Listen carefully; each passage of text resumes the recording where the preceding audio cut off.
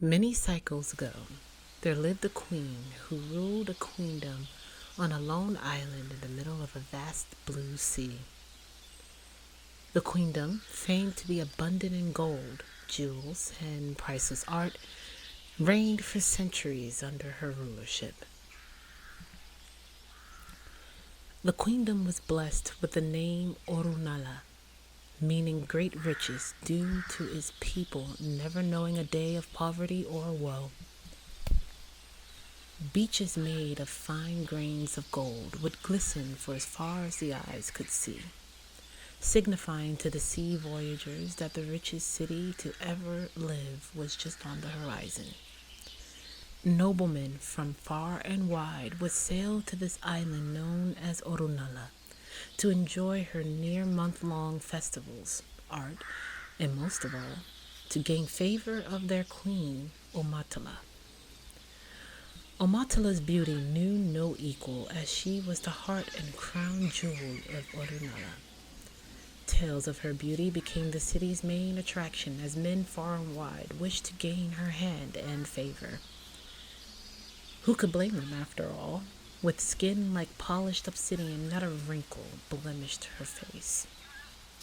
Her crown, adorned with voluminous coils, haloed from her head like a dark storm cloud. Though few ever gained the pleasure of gazing upon her face, many fabled it to be one of nature's finest creations. Supple lips and a modest round nose decorated a face that would leave men awestruck. However, it was her eyes that became legend among the people of Orunala. You see, Omatala possessed eyes that no mortal possessed. Her eyes, often hidden behind dark lenses with gold frames, held the semblance of the starry night sky. It was fabled that if a wise man were to gaze into Queen Omatala's eyes, he would be able to look into the infinite expansion of space and time itself. Then he would find himself blessed and left with a newfound wisdom that will leave him with the understanding of happiness and life. However, an unwise man will only see himself, his ego, and the woundedness within. Few got to lay eyes upon Queen Omatala as she remained hidden in her queendom, and the risk of showing a man his true nature, had his lenses found themselves removed, proved far too risky. So Omatala spent much of her days tending to the affairs of her queendom and the best interest of her people, secretly longing to find a mate capable of looking into the infinite without fear. But she had a duty to her kind. No one loved their people more than Queen Omatala loved the Aronalas. Only from afar did her people get to gaze upon her, as regularly she would greet her people from the balcony of her palace, a palace made of gold, amethyst, and onyx. Her powerful voice would stretch from the heart of Orunala to the ends of the isle where the farmers and fishermen reside, sending them words of comfort and admiration for their spirit. Many knew Omatala to be more than immortal, and under her protection they knew no fear, famine, or war. This made her the most loved ruler to have ever lived. Yet Queen Omatala would walk amongst them in secret. Near daily, she would remove her royal robes and dress in humble attire. One by one, she'd take off her many gold jewels and accessories and venture out into the streets of Orunala. But her dark lenses with gold frames remained fixed on the bridge of her round nose. Something about walking among her people as their equal brought joy to the queen's heart. Seeing how they lived their lives, how they built friendships, settled differences, and most of all, how they loved, inspired Queen Omatala. She'd walk among them in her humble robes, to smile with them, to listen to them, to love them face to face, absent crowds of adoring worshippers. One day, Queen Omatala found herself strolling through the marketplace, where she stumbled upon a handsome nobleman from distant lands, conversing with a very skilled blacksmith that Orunala became very well acquainted with.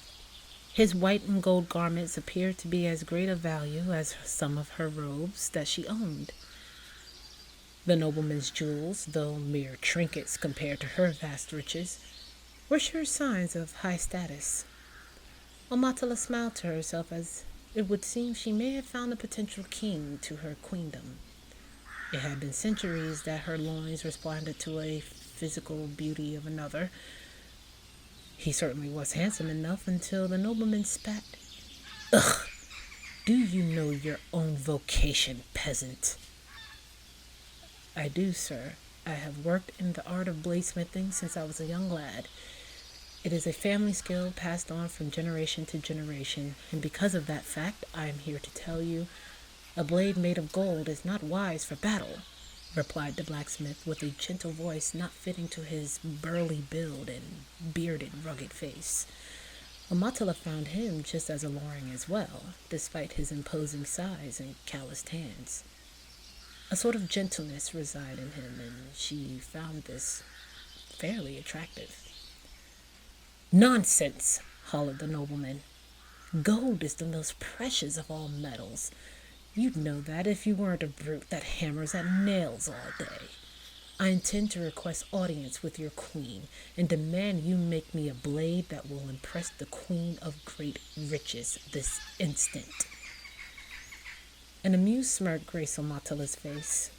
Sure, the nobleman was handsome, but apart from her country's wealth, Orunala was famed to possess the greatest arsenal, thanks to the very blacksmith the nobleman continued to berate. At first, she excused the nobleman's ignorance. Perhaps his people never known the true threat of war and had little need for reliable weaponry. Orunala, being so wealthy, have had its fair share of threats. Each were hollow, of course, as no army could threaten the golden peace of Orunala. Forgive my intrusion, Amatala started as she slowly stepped forward. But the bladesmith is right. Gold will not make for a sufficient blade. It is beautiful nonetheless, but not all things that glisten are of value in every given situation. Gold is a very soft metal and cannot hold in battle. That aside, if you truly wish to impress Queen Omatala, I, as a citizen of these lands, suggest you appeal to her open heart, not her closed fist. The queen, in her humble robes, spoke her words with gentleness and a warm smile.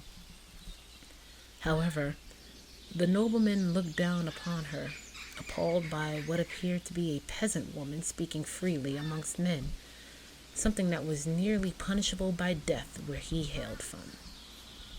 How dare you so freely speak among men of nobility and high value?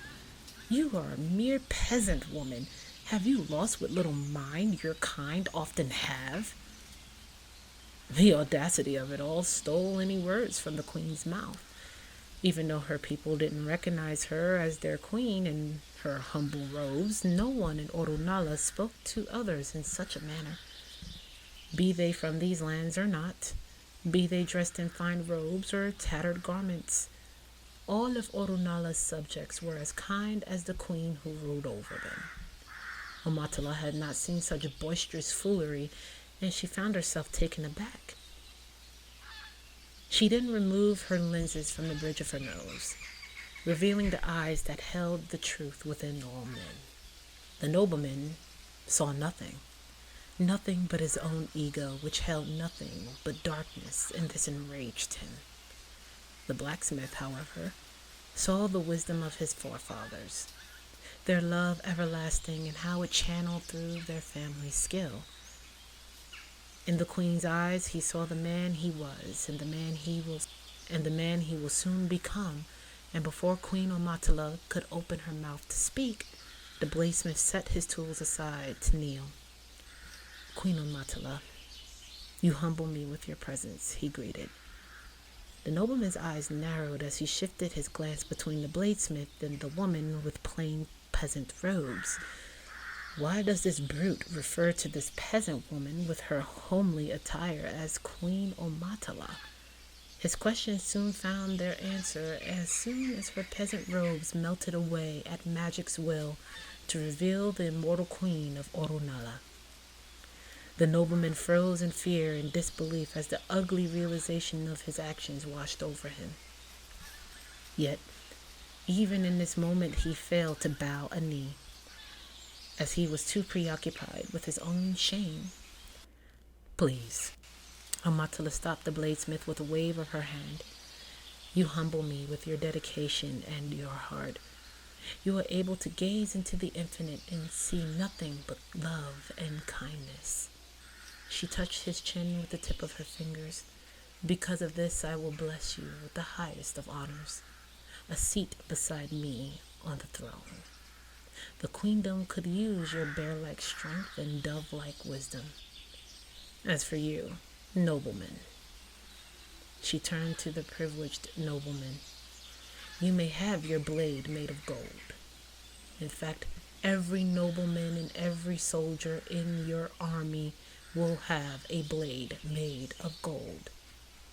I just hope it'll hold up in the battles to come, as there will be plenty for your people, and the arrogance of your countrymen will be its downfall.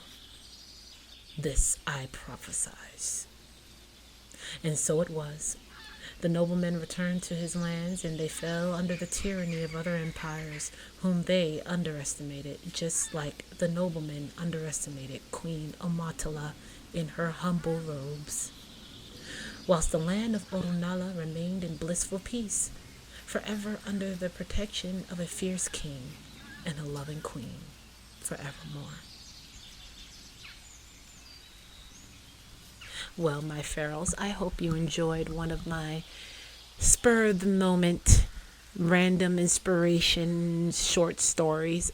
I know this one was not erotic in nature, but I do enjoy the stereotypical fairy tale with a little bit of a lesson learned.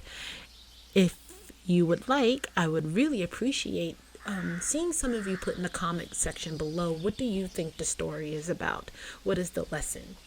Though I'm pretty sure I know what I meant when I wrote this short story out and what it was supposed to mean. I like to hear other people's perspectives. There are no right or wrong answers.